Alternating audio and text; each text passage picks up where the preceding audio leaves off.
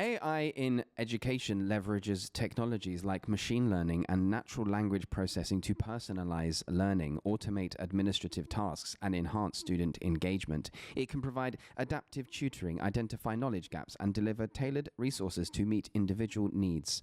For teachers, AI streamlines grading, track progress, and supports data-driven decisions. By making education more efficient and accessible and personalized, AI empowers both learners and educators. However, its use raises concerns about data privacy, equity, and the need to preserve human interaction.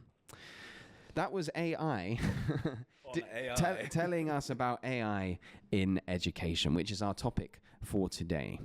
I don't know about you guys, but whenever I read even a short piece of AI writing, I am reminded of the beauty of human beings, you know, and particularly a human being's ability to convey information like that in not such a cold. Yeah, there's the buzzword filled. Yeah, is what that felt like. I think also just in terms of the grammatical construction of that sentence, it felt like the AI didn't know where you needed to stop and take a breath. Yeah, it was just kind of like, have fun with this, human Keep man. On you go.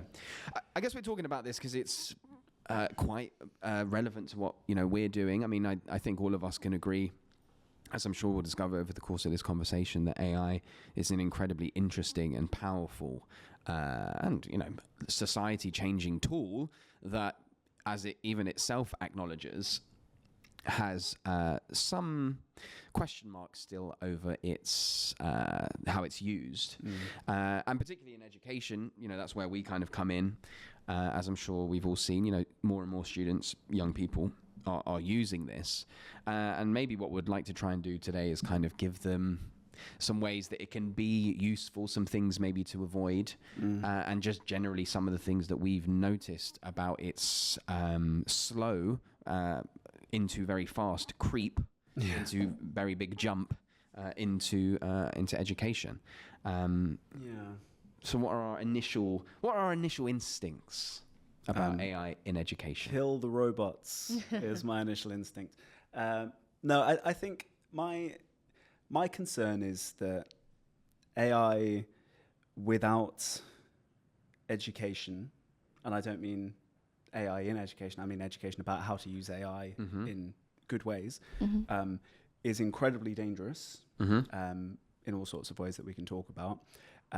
And the second related concern is that education was needed before it got this far. And it also needed, related to the education, it needed parameters, constraints, limitations, rules, but that was never going to happen when so much money was riding on it. So this is a problem of capitalism, dare I say it. Slightly political angle to take on an English-related podcast, but sue me. When capitalism is kind of fueling this, people are going to keep on building the things that people are going to want to use rather than building them within a way that's going to be really beneficial to society without any risk. That was never going to happen, and we're too late now, I think, to do the education side of AI, and so I am scared. Okay. Don't be scared, buddy. Thank you. It's gonna. Don't worry. I feel a lot better now. Firstly, it's gonna be okay. No, I don't think I'm not scared. I mean, I'm the opposite. I'm excited because how do I put this? With any kind of development in new technology, you've got to think like if 150, 200 years ago, if you'd offered the people the opportunity to have these things, would they have them? And most of the time, the answer is yes. Like think of something like video calls. Of course, you want to be able to keep in contact with the people that you love. AI in education is something that, if done correct, I mean, your point on educating kids about how to use it is a really important one, and I don't think that it's too late to do that, because we're still in quite early days, really. Even though, I mean, the technology is progressing so fast and getting more powerful every single day, but there is still an opportunity to step in and educate. I think the cat is out of the bag. It's not going back in. You can't be defeatist and say, well, it's done now, it's game over. You have to be I guess, like the adult in the room, and show like productive means of using these things. I think the reason that I said kind of it's too late for the education side of things is that the young people that we work with are already using it, and from the work I'm doing ongoing on my PhD, which is in sex education, shows quite clearly that if it comes too late, then young people have already made up their minds about what sex and relationships are, and then you come in as this paternalistic figure going, actually, I think you'll find it's like, well, I figured it out for myself, and most people are already using ChatGPT every day. Yeah. And that's what I mean about it being kind of too late on a kind of micro scale, I guess. Mm-hmm. Yeah. And I think with that, there's the idea of the infallibility of technology that kind of is in our society now. Yeah. That is continuously disproved by how technology falls apart, the Wi-Fi goes down, our mics stop working, etc. But it's also the idea, I think, that AI in particular is given, maybe because it's called intelligence, is given this kind of credence that it's going to be right. Whereas in my experience with AI and what it produces in terms of English content, paragraphs, making lists of quotations from a text, it's not always right. Yeah. And so I think that's where my idea of the danger starts to come in, is that people depend on that like it can't be wrong. Yeah.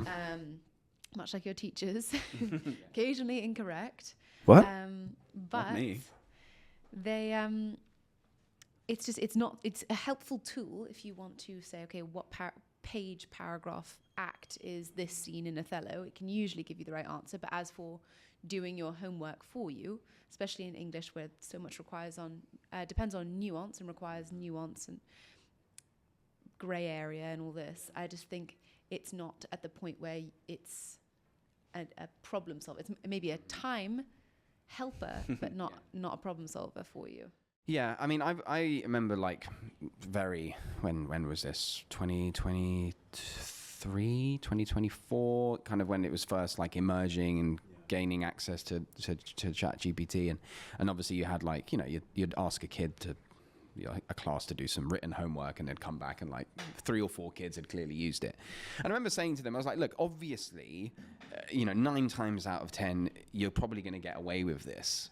There's nothing I can do to stop you going home and just putting the question in and just giving me that. Okay, I've noticed this time, but maybe next time I won't.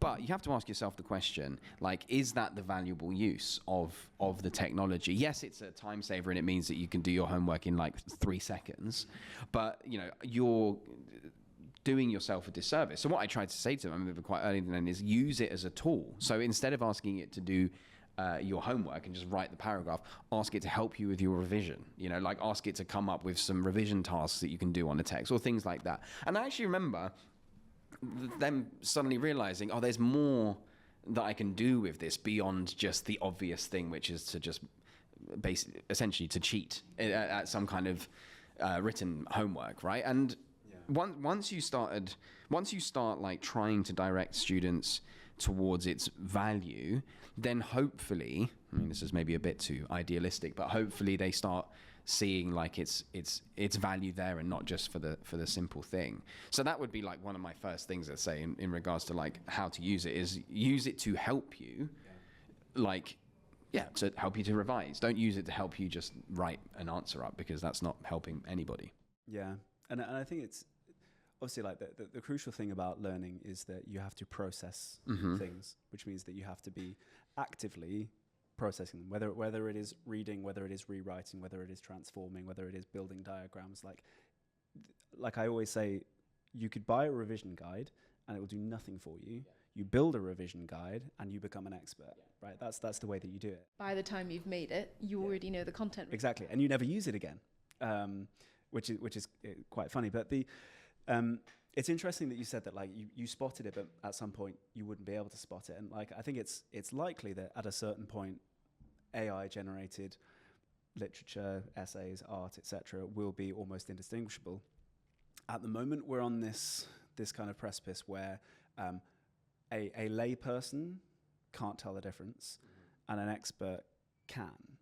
At some point, maybe the experts will struggle. I think it will be quite a long time before literature can be produced that is indistinguishable from human authored literature. That's kind of my feeling on it. What's going to happen when AI stops using the M dash? There'll be no way of knowing. Yeah. But that's the thing. Like, if you are an expert and you have read as much as, for example, we have read between us of literature, we can tell the difference, particularly when it's a longer piece and you start to spot patterns and things like that, rather than just like a sentence, which, stochastic parrots that they can probably reproduce. But I'm always reminded of two scenes from two of my favorite pieces of visual media. The first one is from Good Will Hunting, which tells the story of a boy genius who is kind of like has like a rough background, and he's taken on by this prize-winning professor, and the professor discovers that he's better at maths than he is. And there's this scene where the genius has like done this proof really easily, and then because the professor is trying to get him to work harder, he just like sets fire to it, and the professor like tries to put it out on the ground, and he's on his knees, and he says something like, most days I wish that I'd never met you, because then I could sleep at night, and there are not many people in the world who can tell the difference between you and me, but I'm one of them. And that's kind of like the heartbreaking thing. And then the other one that I think of is in Educating Yorkshire, the original series. There's this wonderful, hardworking teacher who comes into school like to help the students with the GCSEs when he's really sick. And the two girls in like bottom set are talking to each other, and they're like, who do you reckon would win in a smarts battle between Sir and Stephen Hawking? And they're like, I don't know. But it's this sense of like, only an expert can tell the difference between really good and actually legitimate, right? And it's the same with like photographers and artists and stuff when they see AI generated art and photographs. At some point, maybe we'll get to a stage where we can't tell the difference. But until then, if you're using ChatGPT to write your essays, you're going to be busted, my friends. And I find it really sad when I go on to TikTok. That's the end of the sentence. I find it really sad when I go to, I find it really sad when I go onto TikTok, and most of what I see, it's content creators going, here's how to use ChatGPT and not get caught. Here's how to circumvent the things. Here's how to prompt it so it doesn't use the giveaway signs. Here's how to delete the HTML formatting that they've integrated to stop people from noticing that it's going on. And it's all of these kind of like workarounds. And it's like, you know what the best workaround is? Just do the damn work. Yeah. Exactly. Because it's also, in as much as there are hacks to make it seem more legitimate, your teacher knows what they've taught you. So that was always my argument, was I know what I've taught you. Yeah. So if something completely random comes up, I know that I didn't teach you that. Yeah. And I'm wondering why you're making that choice rather than what I've guided you towards, as I feel is the best argument, source material, etc. Yeah. And I can either congratulate you for having clearly read more than what we did in the class and read around the subjects, but or if I you can can't go treat it the way you need to, then it doesn't work. Yeah, I mean, everyone's using it. It's like it's everywhere. We've seen these things around, like even our politicians are using it to like write their speeches in Parliament, and like these words coming up again. And so like kids aren't naive. They follow the examples. Of the adults that are around them, and if they pop into a teacher's office and they see the teacher using it, it kind of which they do, and there's again, in teaching, there's plenty of things that it does massively cut down time on. Yeah, definitely. So it legitimizes the use of it, but again, it's like kids are, they're naturally what's the word? It's not so much rebellion, is it? But they like to take shortcuts. They want to find a shortcut, and if there's one presented to them, they will take it. You just have to be kind of one step ahead of them, and that's what I mean about like any teacher in the country who is not cluing themselves up, even just a touch on this stuff, is gonna have rings lapped around them.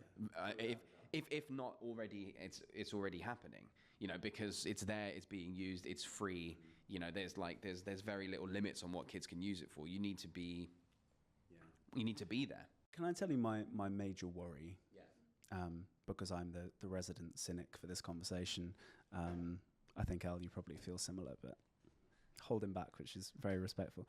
I'm not going to respect anything, and I'm going to say what I worry is that if it is used ad libitum, right? It is used just freely with people doing what they want to do with it, then what happens is what we described, which is you don't do the thinking, you don't do the work, and you just get this thing produced, you hand it in, maybe your teacher or your professor uses AI to mark it, and then they hand it back, and you get the system where no one's actually engaging with what's going on.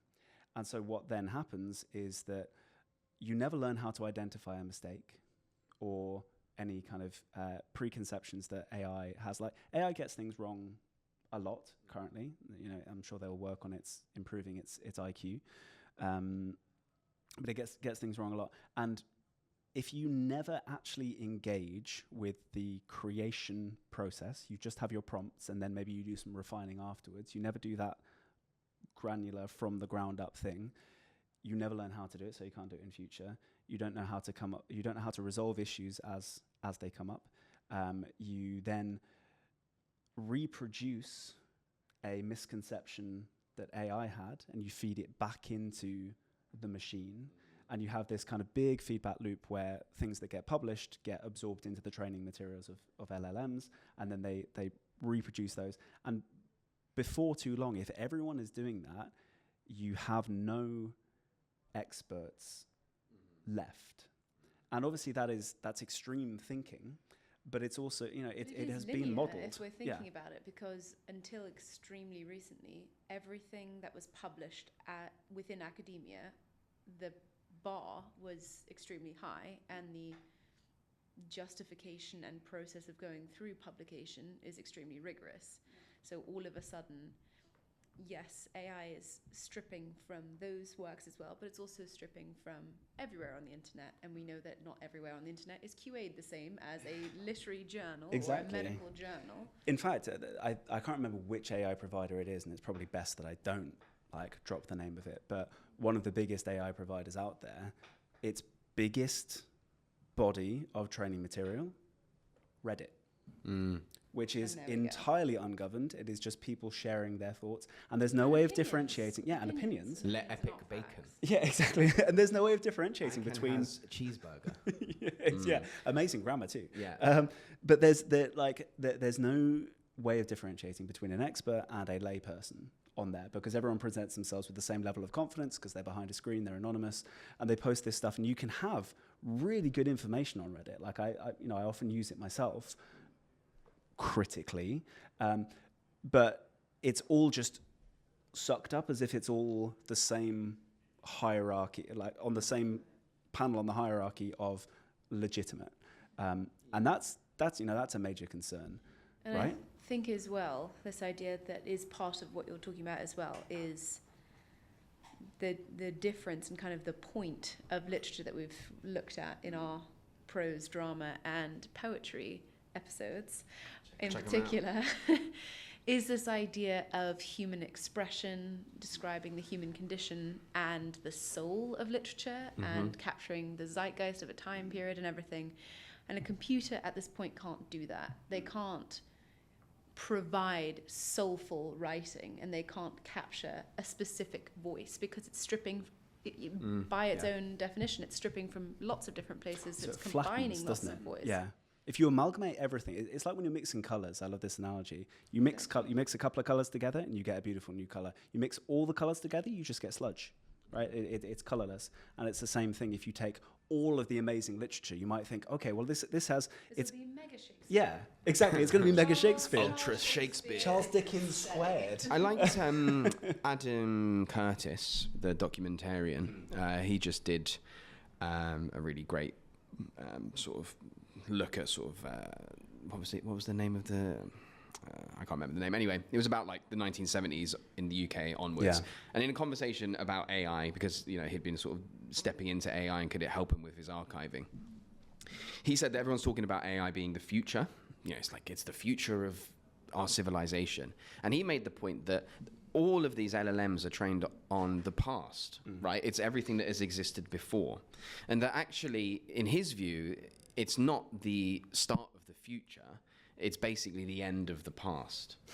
All AI, because all it's doing is just regurgitating things which have come previously, maybe sometimes presenting them in new ways, right? But by and large, just presenting it as only within the framework of what it knows to exist, whereas a human can be creative and can make a poem out of these drawn of different ideas. And I don't know if it's still the case, but up until recently, at least with ChatGPT, you can't get any current information. Like it's got a 2-year buffer. Like you can't say to it, tell me about yesterday, because it won't let you access. I mean, this might have changed, but I remember when it first came, it was very strict about the present. Like it wouldn't let you go and say tell me what Donald Trump did today, for example. Like it was like you can only really talk about things in the past. What did it define as the past? What was the?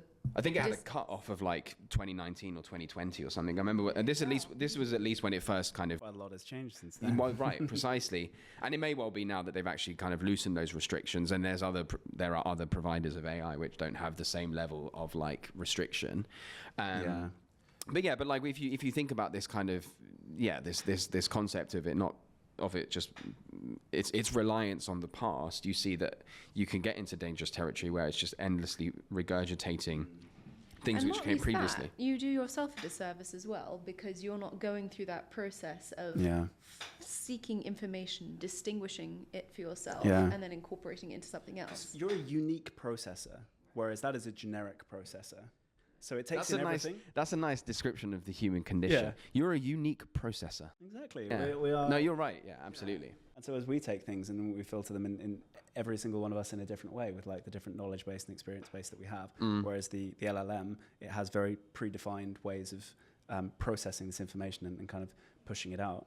I wanna ask you guys about ethics, the ethics of AI use. Now we've talked kind of tangentially about the ethics of using it to write your essays and how who suffers in that case. It is you long term, right? But what about the kind of broader strokes ethics? So for example, for the planet, what AI does in terms of the prompts and the water use, and secondly the artistic theft that has. That was where my mind went, was plagiarism, because again, something that's so important to your school life, you're told not to plagiarize and that's not okay. But then we have this machine that is seemingly allowed to overstep or squiggle through loopholes to strip material that is copyrighted and reproduce it and not give credit. And that really changes our relationship with writers and what role specific writers have with us, as well as, again, who is an expert and can we say what someone else said without giving them credit? Yeah, exactly. Well, what about the maxim, good artists borrow, great artists steal? It's a deliberately nebulous. Well, there we go. It's that Oscar sounds like Wildean AI. I'm not big AI, and I'm not shilling hard for the AI sort of direction. Robot everyone. I think your point on energy consumption is a valid one, and you would hope that. I mean, this is a very utopian hope, but that with time, with all of these technologies, they become more streamlined and don't use as much energy. I don't think anyone's quite answered that question. It seems to be a bit of an elephant in the room there. But it seems theoretically, at least, that can't happen, considering that for those of you who are unaware in the audience, the reason that it's causing major issues in for the climate is that every time you prompt it to generate something, it uses a bunch of water, and the reason it uses a bunch of water is because as much as we think of like the cloud as this kind of thing, it's just all the information is floating around us. I was like, no, it exists in information centers, and these are these huge kind of monoliths of like computer hardware in these huge warehouses, and most of them are offshore, and they generate so much heat that a certain, I don't know, it's gallons and gallons and gallons of water required for every single prompt that is made, which is, and this is crazy. Like if you are stationed near one of these as a citizen, you are put on a hosepipe ban, and you're told to drink less water and to use less water for your showers and baths and stuff, because it needs to be like siphoned off for this. Anarcho-capitalism. Yes, Yeah. Yeah. Yeah. Well, I mean, Dystopian. how does this... What advice would we give to students who want to use AI in education? I mean, there's the thing. Once you open this this conversation, you can. And I'm just conscious of of wrapping up here. We don't have the answers to some of those questions, but I would say that, like with everything that we've discussed, probably the main takeaways for young people is one, use it wisely. Yeah. Which is kind of. So in English, what does that look like? Using it wisely. I mean, the first thing that comes to mind for literature is like, find me a quotation that links to this theme from this text. That's a great one. And then you can generate a list, and then you can do your own analysis of those quotations. Make your own flashcards, for Yeah. example. That's Or a you good can one. say which are the key themes, for example, in Yeah. Othello. Or give me exam questions Yeah. in the style of AQA or EdXL, whichever, and then you'll have a bunch of topics to revise. And that's and the that's start okay. of your work rather than the end of it, right? Yeah. Correct. It's kind of like use it to get started. Exactly. Don't that. use So it to like start and stop. Which is kind of what happens if you just scam a paragraph out of it, essentially. Because you click a button and you go, revision done. Well, I've produced yes. a revision resource. So this idea of if you don't know where to begin with revision or with tackling a text, and you would like a little summary before you get into a text, or you were confused about a scene or a chapter, then that could be maybe helpful. But I think much more for revision than for knowledge of or conquering a text.